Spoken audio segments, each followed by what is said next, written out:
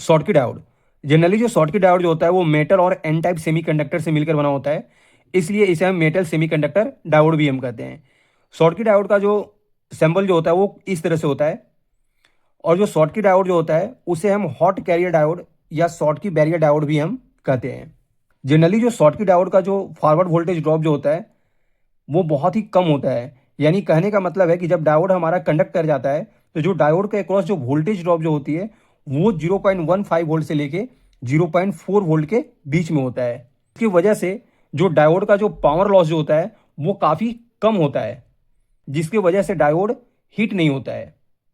Schottky diode का जो switching speed जो होता है वो काफ़ी ज़्यादा हाई होता है, यानी नैनो सेकेंड में होता है।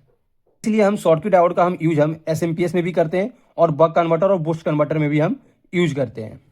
शॉटकी डायोड का जो लीकेज करंट जो होता है वो काफ़ी हाई होता है, क्योंकि जो जंक्शन बैरियर जो होता है शॉटकी डायोड का वो काफ़ी कम होता है। शॉटकी डायोड का जो लीकेज करंट जो होता है वो टेम्परेचर के साथ बहुत तेज़ी से इंक्रीज करता है, यानी हर 10 डिग्री सेल्सियस अगर टेम्परेचर अगर राइज कर रहा है तो जो लीकेज करंट होगा वो दोगुना हो जाता है।